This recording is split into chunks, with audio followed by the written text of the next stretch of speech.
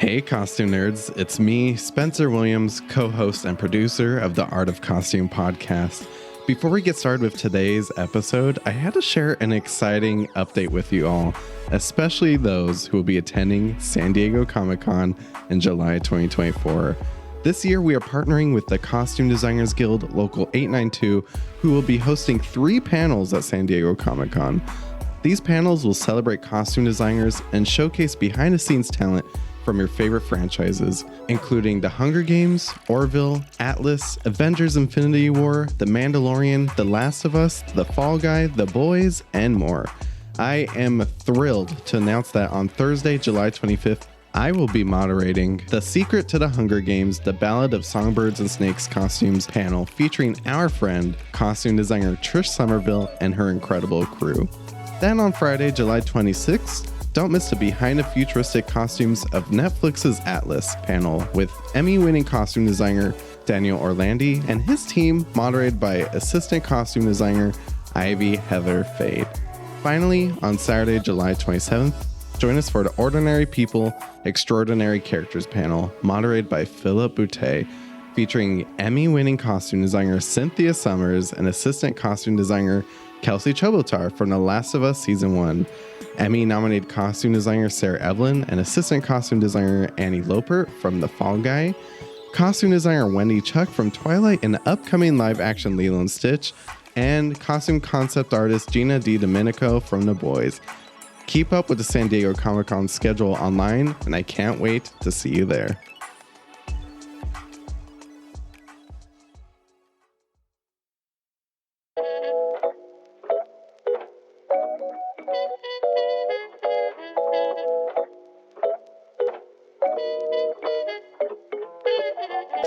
We just wanted her body to look really sick, which was not hard because Katy provided that. But it was a consideration of what clothes do you put on a really feminine, really muscular body in order to make it really flattering.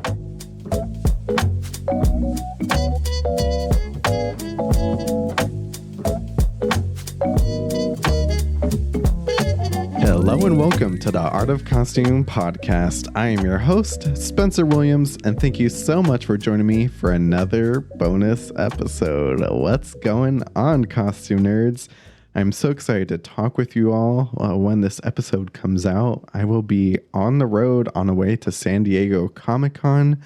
I hope I get to see all of you there. Just as a reminder, on Thursday, July 25th, I will be hosting The Secret to the Hunger Games, The Ballad of Songbirds and Snakes costumes panel presented by the Costume Designers Guild with our good friend Trish Somerville and her incredible team. I'm so excited for this panel. I just finished writing my interview. It's going to be super fun. So make sure to come out, see us, come meet me, come say hi. And then also on Sunday, I will be hosting another panel on Sunday, July 28th at 10 a.m. with my dear friend, costume designer Jennifer May Nickel.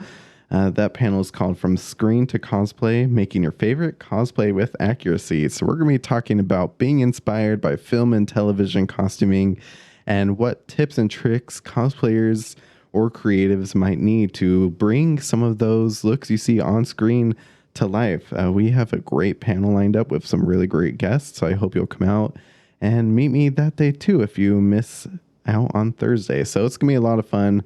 Happy Comic-Con. But let's get into today's episode.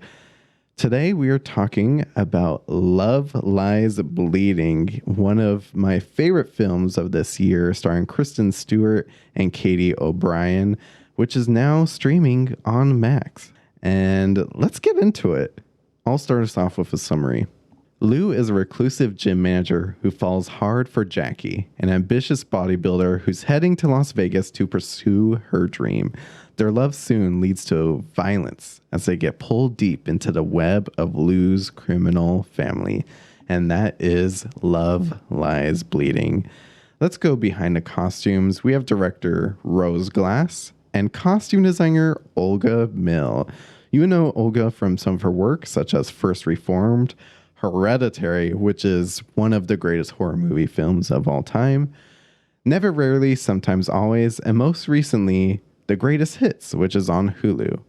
And I just love this film. It was a lot of fun. I actually saw it, I think it was Easter Sunday when I saw it in theaters. So it's definitely a weird Easter movie, but such a fun film. I mean, I love the aesthetic of it. I love the weightlifting aspect. You know, it takes place in the 80s, but it's not the sparkly glam 80s that we know with the big shoulder pads. It's a very kind of sweaty, sensual, kind of sexy 80s. And Kristen Stewart and Katy O'Brien are just brilliant in this film. I've been listening to the soundtrack on and on, which actually plays a big role in the costumes, as you'll soon come to learn. And I'm so excited. I got to speak with Olga Mill right after the film's release. And now that's streaming on Max, I figured why not put this podcast out so you could all stream it on Max and come back and talk about the costumes with us. So without further ado, I present to you my interview with costume designer Olga Mill.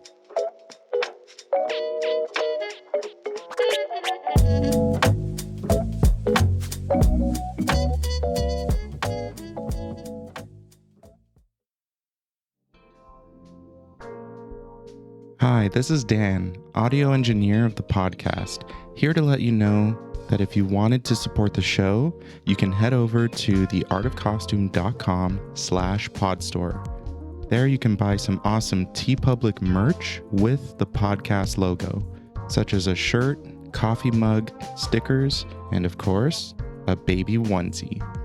Thanks for all your support.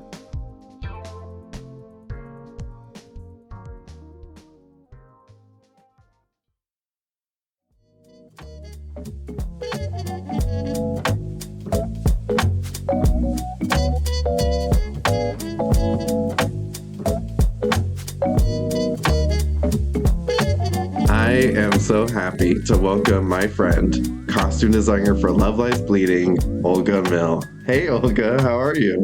Hi, Spencer. I'm good. I'm excited to chat with you. Thanks for having me on. Of course, me too. I've been looking forward to it. I've been wanting to see this movie for a hot minute now. I got to see it as part of the Easter holiday here in Los Angeles, so I'm ready. It was lots of fun. He has risen. Yeah, I'm so curious what your experience was like. It's definitely like a trip. Right. Yeah. Well, I could say that everyone in my theater was having a good time. It was tense in there. There was lots of emotions going through the room. We were all feeling it together. Suddenly we were all pretty close. So It's a fun ride. It feels very like roller coastery or like one of those like VR rides where you're all like kind of like moving to the side together and like ducking. yeah. So let's get into it. So Love Lies Bleeding takes place in the late 1980s, I'm assuming. Mhm. So what did your research process look like in capturing the essence of the late 1980s? Because when you think of 80s, you think of big shoulder pads and big old chunky jewelry, but this felt a little bit more grounded in reality. So how did you capture that essence? So glad to hear you say that because I think that was important to Rose and I was like one of our early conversations were like, can we make an 80s movie in the gym without using like a pair of leg warmers, you know? Jane Um, Fonda. yeah, like nothing against that. Like I love that aesthetic, but I really appreciated that Rose wanted to do something a little bit different. I think for a few reasons. One, like the film takes so many like crazy leaps that we wanted the characters to feel really grounded, right? So it was like, let's not like sort of like elevate them up to full 80s glam, right? There's no like Right. dynasty Jane Fonda about it. I think a lot of it was also color scheme. It was like, let's not go like neons. Everything is like a little bit sun-drenched, sun-washed, dusty. And then in terms of like research, I did like order a bunch of like bodybuilding gym magazines on eBay. So I did look at that route, but also then really wanted to look at just kind of candid photos, which I always like go kind of sleuthing on like Flickr, like finding somebody who's like uploaded all their family photos. So trying to find, yeah, images that aren't like editorial, if that makes sense. Right, yeah. There's a really good documentary called Pumping Iron: The Women. Mhm. I've never seen it, but I have wanted to see it. Yeah. Okay, it's a little hard to find. I have a link somewhere if you can't get your hands on it, but it Okay. was really interesting in terms of like the bodybuilding community, and that kind of like raised a lot of like gender and kind of like women and strength questions that the movie dips into. So I thought that doc was really helpful for me. Like I felt like I just like would watch that over and over. I'm trying to think of what else. Yeah, that was really it. Like candid research, docs, and then I would still like for fun have like Roadhouse on sometimes, just to get into the spirit. But yes, it was definitely like a dialed down version of the 80s. That was like the challenge, is not to make it the TV version of it. Right. Well, that really came through because you were really able to get to know these characters without falling too much into the theatrics of it, I think. So, I read that you all filmed in New Mexico. Is that Mhm. true? So The you're in New rumors are Mexico. true. Yeah, the grapevine told me. Mhm. So you're in New Mexico, and a lot of this felt like it had a lot of vintage pieces involved. Was that true? And if so, was it easy able to find all these vintage pieces for Love Lies Bleeding? It was in New Mexico. We did have a lot of vintage pieces, and it was like certainly not easy. Right. I think a big challenge was that if it was just like, let's find like amazing 80s vintage pieces, cool, because New Mexico does have a really good vintage scene. But because we needed multiples of things because of all the action, it adds like an extra layer, right? So it was either like find a vintage thing, like Lou's jacket was originally a vintage piece, and then we totally remade it and tweaked it a bit, and that we had multiples of. Or a lot of it was just like our ACD Bailey Gardner did like an amazing job of hunting and gathering. And there was some things where you just kind of like the costume gods smile down on you. Like Lou's sneakers, for example, were from like a dead stock vintage dealer that we found online who happened to have multiples of them and Oh, had wow. multiple like in the stunt sizes and for like a few for Kristen. And that's just like, I don't know, a costume It's a miracle, you know? gift. Yeah. Totally, because like you could kind of be beholden to like a modern shoe that can work for the 80s, you know? Yeah. But it was so cool to find an actual 80s shoe that we could have multiples of. Where else? There's a place called Santa Fe Vintage, which was really great. A lot of like loose seniors, shirts and jewelry and that kind of stuff like came from them. It's definitely like the multiples and the vintage and the New Mexico of it all is like more of a challenge. But I think we had a really good team and we're really lucky. It's like the combo of it. Wow, that really worked out. Yeah. So then, in what ways do you feel like you incorporated color into the characters and just the overall, just looking at all the costumes in general, I felt like color played a big role, especially in conveying like Lou versus Jackie, and just kind of like helping create this world that was low-key kind of colorful, which made it that much more sinister, I would say. So how did color play a role in your process? You know, I did these like color collages early on that I just kind of like pull photos of it can be like a photograph of a person in a t-shirt and I'll kind of just clip the fabrics in the photos. Or there's a certain 80s aesthetic that's like kind of like a kitten caboodle pastel Yeah. palette that's like mixed in with like primaries. right? That we were more interested in, and like a really washed out denim. So it was like pastels, primaries, denim. Again, not going for the super graphic neon black contrasting palette. And then in terms of like per character, we always kind of thought of Jackie because she's like hitchhiking and needing to kind of gain favors from men in order to survive.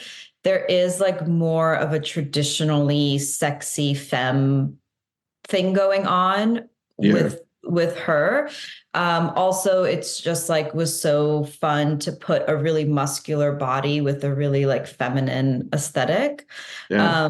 So her colors like do dip more into like a traditionally 80s feminine palette. And then giving Lou a little bit more of the like washed out primaries. Right. That definitely came through.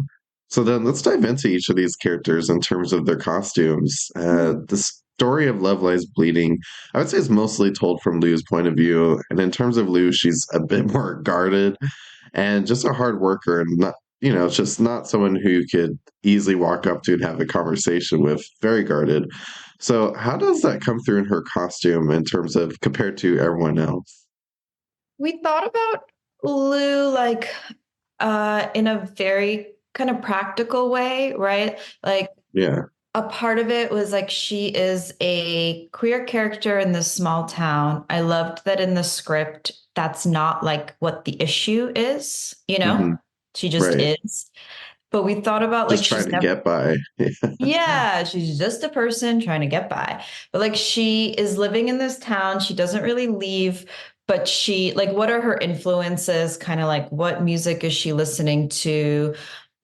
She's reading like Macho Sluts. Anyway, looking at photographs of both people in super small towns in the 80s, but then also did look at photos of like a lesbian scene, like in somewhere more urban, like San Francisco or New York, right?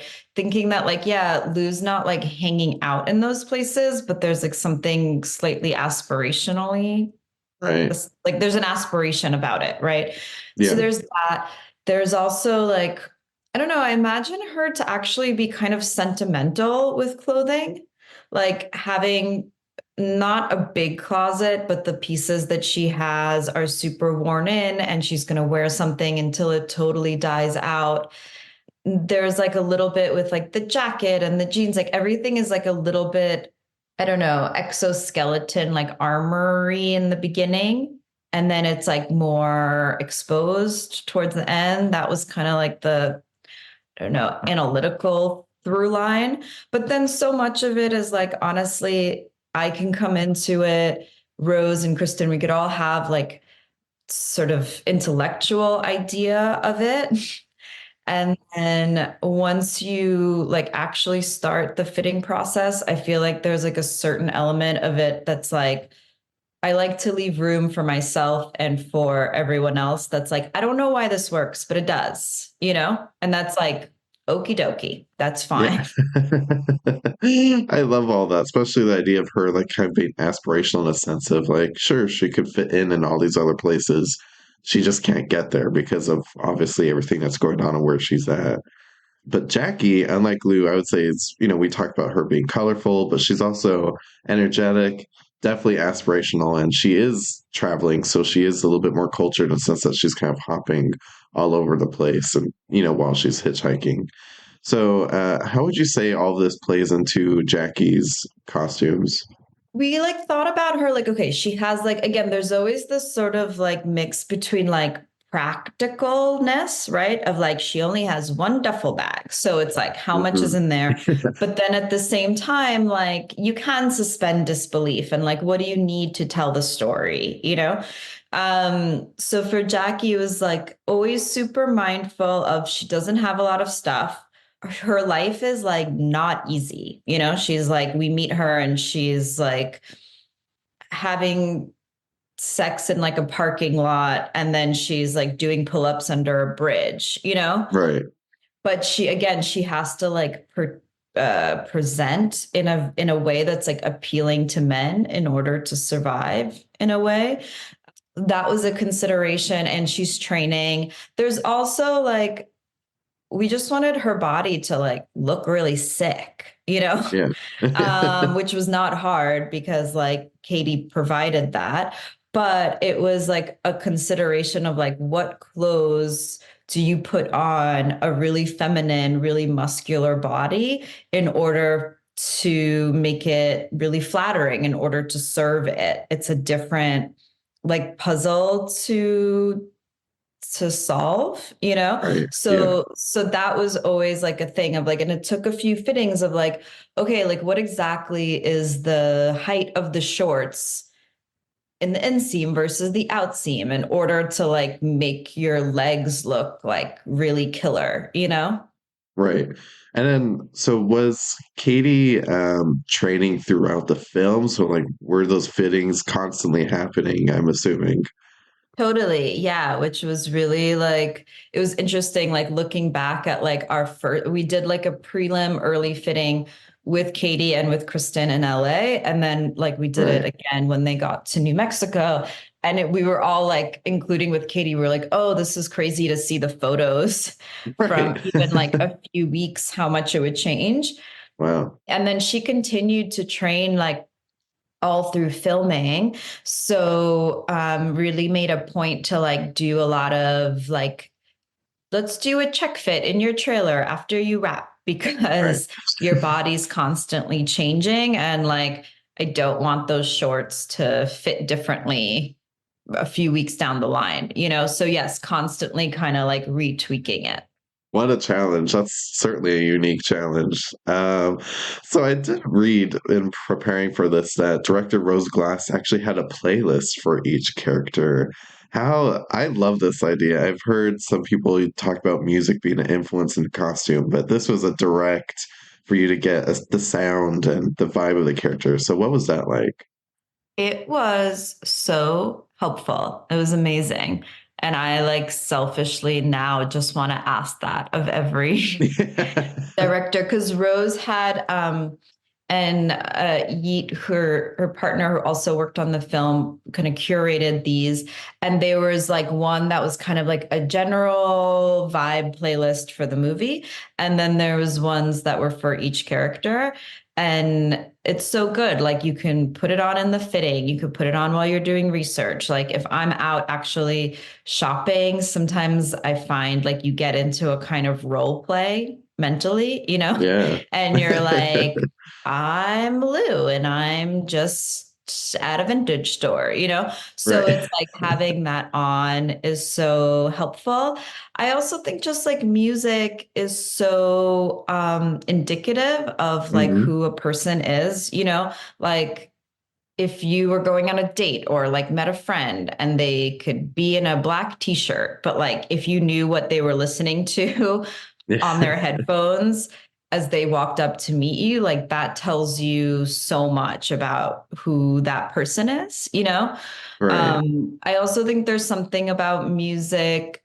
Like I always like to think about what character, like who they have on, like who's the poster on their wall, right? Yeah. Because that's kind of like even as an adult, you always kind of have, I don't know, a musician, a celebrity, or something that you're like aesthetically aspiring to hit that same note. You know what I mean? Right. Yeah. And then so like I find it helpful to be like, who's the poster on the wall and like how close or off the mark are they from getting to it? And so having a playlist just like answers so many of those questions. I don't know. I loved it. I think it's so great. And then I've like had other folks do it too. So I love this trend. Yeah, I think it's really great. I mean, it's one of the reasons why I love this film because I just feel like everything works together in a sense that the music works together, colors, costumes, the sets, the cast. It just feels everything feels cohesive, which I think is what just makes this such a great film. And I really feel like that is a great part of it are these little playlists. So directors, if you're listening, I think this is a great great tool. So if Olga asked, do it. It's Yeah. so good. And yeah, Thank you for saying that. I feel like that's always like what you're trying to do is to like have it all congeal. So that's great to hear. And I think, yeah, a lot of that is ultimately like on Rose being really like open to ideas, really open to ideas, but like super clear about what she wants, which is like a like chef's kiss combo. Yeah. I think for any collaborator. Right. I love that. So one thing that I love about costumes is the aging, dying breakdown of costumes. And in Love Lies Bleeding, our characters go through quite a bit of mess. I mean, there's sweat, obviously, we're in a gym. There's also lots of blood, lots of dirt, smoke. All the things are happening. So, how did that play a role in your process? Well, I have to like shout out and really tip my hat to Jesse, who is our like textile artist on the film.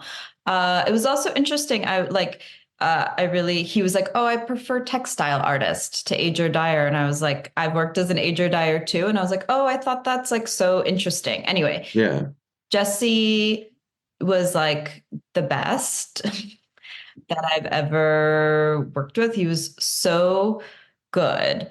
For me, that's like, on the assembly line of a costume of like you shop it, you fit it, you tailor it, and then like the aging dying is like the last step on the train, and it could really like make it or break it, Yeah.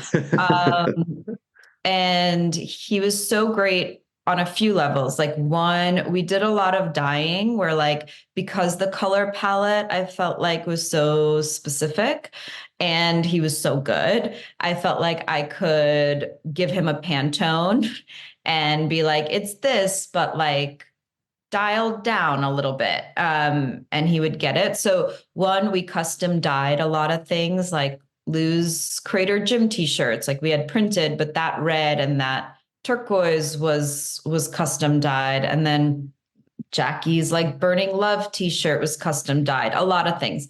But also just like, yeah, the aging and the blood, he just had such a good hand. Like it could look so heavy handed sometimes, or sometimes like you think it's too much and then on camera it's not enough. Yeah. Anyway, it just like, I have so much respect for that craft because it really like elevates things so much.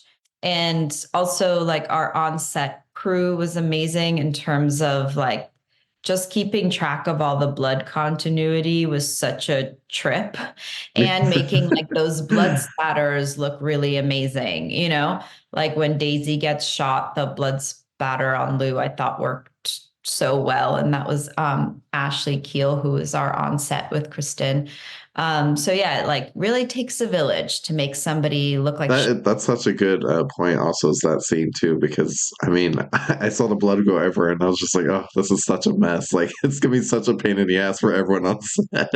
such a mess. Yeah.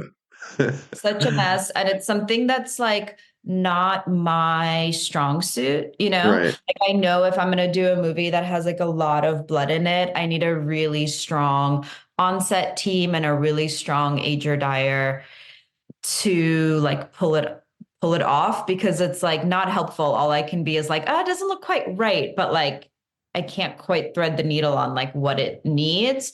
So I think like a big portion of why it looked so good was those guys for sure. Right.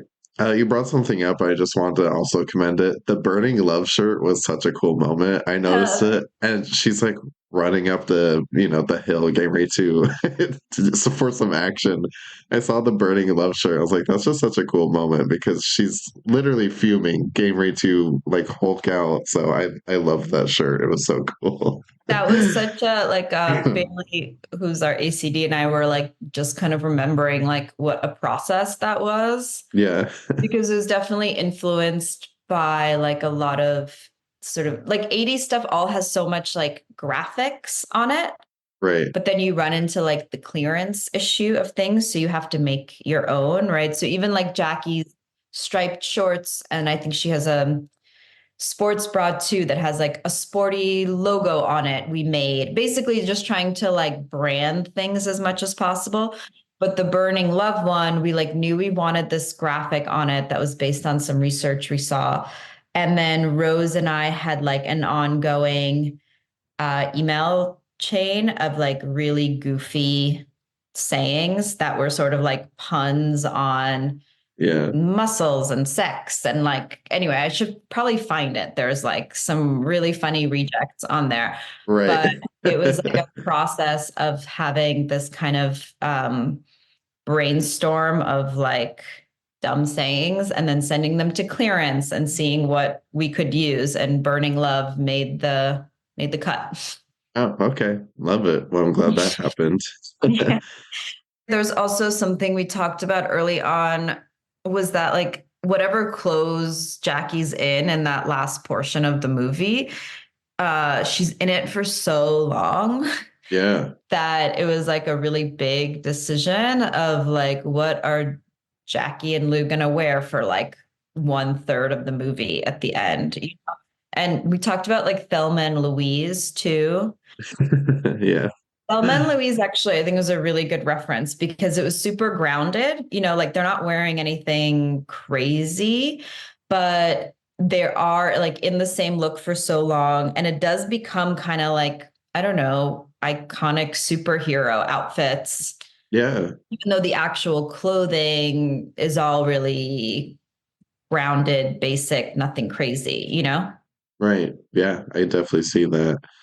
So I also want to take a moment to talk about Lou Sr. He is such a interesting guy. The first time you see him, you're like, well, this is an interesting person, and you definitely don't trust him. But then he also loves like a busy pattern too. So he's just like an interesting guy. So take me behind Lou Sr.'s character, played by the brilliant Ed Harris.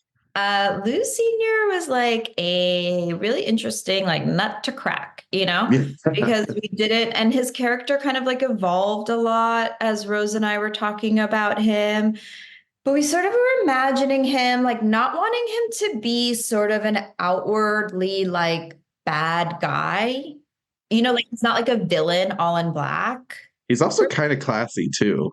Like he likes nice music and has like a nice place, so he's weird. Yeah, he's very weird. His playlist was all kind of like acid jazz, Yeah. which was interesting. For some reason, like I also kept imagining him like he's somebody who like has a really fun like weekend pool barbecue party that you kind of like want to go to, you know? Yeah. And it's like maybe he creates the atmosphere that like it is a good time and it's really fun.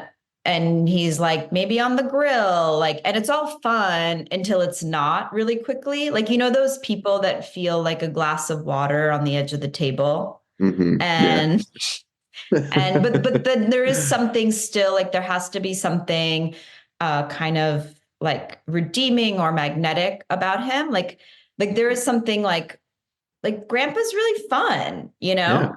Yeah. We like hanging out with him until you like see behind the curtain, you know? Yeah. So we had these kind of like, I don't know, like conceptual conversations of like who this guy maybe is or what it's like spending time with him. But it wasn't like I find the most interesting characters are not the ones where you're like, she's goth or like he's this type, you know, it's like a little bit of a soup, you know? So he was like a little bit of like, yeah, like a guy you want to have like margaritas with by the grill, like a little bit of like status searching, you know, and that he like likes nice things. But then there's something like yeah, he loves like a pattern. He's not a wallflower, but he's quiet. I don't know. I mean, the hair does so much of the heavy lifting, Yeah. you know? Yeah. So he didn't have to do like that that much. It's like the hair and Ed are really like holding up all the weight, but I don't know. He was really fun. There's something about like him eating yogurt in that trailer that was really like bone chilling Right. for me. But he's somebody that I would imagine like I don't know, you like see at the grocery store and it kind of like inspires a curiosity. You're like, where is he going? And like, why is he buying like Bloody Mary mix, you know? Yeah. That's literally the entire film. You're like, I kind of feel like he might be a good guy. He's just misunderstood. And then as you get closer, Yeah, you're like, oh no, he is a bad guy. But you still can't help feel like you're right. Like I definitely would have did a margarita with him though, for sure. exactly. It's like he's definitely like a bad guy, but there's something, but he might be like a good hang if you don't get Yeah. too close, you know? Yeah. Or Yeah. maybe he's not a good hang, but he can like curate a good hang. Oh yeah, yeah. Which is just as important. So yeah. Yes, yeah, but you like, yeah. Well, the last question I want to ask you, I loved the Vegas scene and seeing all these bodybuilders in one room, all these different colors and fabrics, textiles, a lot of people. There was a lot of costumes in this room. So I just want to ask you just about bringing a few scenes to life. Obviously Jackie's going through a lot, but at the same time, I was just astounded by all the different costumes. What was it like working with all these bodybuilders and crowds? Really fun. I mean, like, I think that's what's like some of the best parts about being a costume designer is you kind of moonlight into all these different worlds, you know? Yeah, And I always think like I'm never gonna do enough research in X amount of months to like really wrap my mind around something the way somebody who has like spent their entire life in it. So I always just like find an ally in whatever the field is yeah, and like trust them to be able to like be like, is this right? So it was so cool having them all there because you can literally be like, do you buy it or not? You know? right. We used a woman who has been making like bodybuilder suits like since the 80s. I think it's Suits by Amy. She didn't do Jackie's. Jackie's we did in-house with our tailor, but we just ordered a bunch of suits from her for some of the other women there. I mean, Vegas was also somewhere where we did like the reason we didn't use neon anywhere else is because I wanted to save it Yeah, for Vegas. There was also, we kind of collectively talked about how do we sell Vegas really quickly, right? Like even that shot when Jackie gets out of the van and she's like walking into the hotel, we had all this background and I was like, let's put like two showgirl costumes, like smoking outside, like anything. I felt like it was an opportunity where like, okay, we can't like as a production go and shoot in Vegas. Like the yeah, costumes can do we can get a lot of bang for our buck if we kind of really invest in the background. yeah. I mean, it was selling pretty quickly. I was trying to sell it. I Yeah, was discounted it. I put it on by the register. I was trying to sell Vegas yeah, very strongly. yeah, But yeah, that scene actually, like when we shot it, because the way we did it was actually, there was an audience of I can't remember, but like definitely 100 plus background. There was a right. stage. There was real bodybuilders. Rose would play the song and they would do their thing, and Katy would do her whole routine. It's not like it was pieced together. And I just remember having this moment of like, this is so cool. I'm like at a bodybuilding competition, Yeah, and like they would let the song play for the whole time. And you know how like when you get through like a big crazy background morning scene and like everybody's dressed and they're in their thing. And I just remember looking around and Bailey and I were like, this is really cool. yeah. We did that. Yeah, like we did that. And now I'm like, literally, it was like a dark theater. It's like I'm at a bodybuilding competition in the 80s on like a Tuesday morning. Like, this is cool. Well, I mean, it also like really speaks to like we talked about the transformative power of costume design too. And I think that's also why we like filmmaking, but also costume design is the ability to transform you into these incredible worlds that you honestly might not have ever learned about or ever experienced before. So, I mean, like after that, I was like, I want to go to a bodybuilding competition just to watch. Oh, totally. Yes. Yeah. 100%. And then also watch Pumping Iron, The Women. It was really interesting as like an 80s slice of life, this like niche culture moment. I think the first one is Arnold Schwarzenegger, and then the second one is all about women. So Olga, I love Love Lies Bleeding. It was such a great film, and I just want to know, like, what did this film mean to you, and what is next for you? What do you want to do going forward? I think this film was like, I mean, really special on like a collaborative level, and that like the everybody that made it, I felt really like intertwined with creatively and just as like a person. That was really special. I think it was also really cool. I didn't really realize this until we were kind of deeper in it, but like, so my family moved from the Ukraine in 1990 to the States. And there's something about like my first impression of like American culture aesthetically was like late 80s, right? That's like what people were still wearing, what you see on TV. And there were so many things that I remember looking at, like whatever, on sitcoms and thinking it was so cool, so aspirational, like really salivating for it as a kid. And then like being able to recreate like that era, there was something really like personally satisfying about it because I was like really into it. And then I had to kind of like step back and have like a therapy moment. I was like, why is this like feel so special? And I think that's part of it is like that era just always felt kind of like out of reach as a kid. And so again, being able to like tactically recreate it was really cool. Yeah. And then in terms of what's next, I think it's like really I just want to like make good movies with nice, smart, interesting people. That's all. Is that too much to ask? No, I think that's the perfect goal. I mean, we just want to do what we love and do it with people that are pretty cool too. So Yeah, totally. And I loved even though this movie was, it's you've seen it, it's Violet. I think what I really loved about it too is like the humor and the campiness of it. So like more of that, please. yeah, it's serious, but also not that serious, Yes, like not that's like not it's not that serious Right. is a great Yeah. looking ahead. Costume designer Olga Mill, thank you so much for joining us. This Thank was such a you. treat, and I loved it, and I'm just so excited to see what's next. Thank you so much. Thanks for the interest, and it's like a pleasure to chat.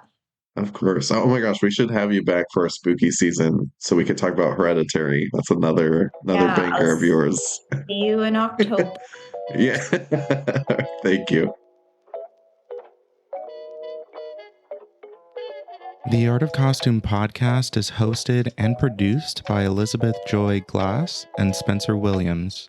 Our audio engineering and editing is done by Dan White. Follow us on TikTok at The Art of Costume and Instagram at The Art of Costume Pod. If you want to support the show, go to theartofcostume.com/podstore. For more podcast updates, costume reviews, deep dives, and interviews, go to theartofcostume.com, a blog dedicated to highlighting the best in costume design.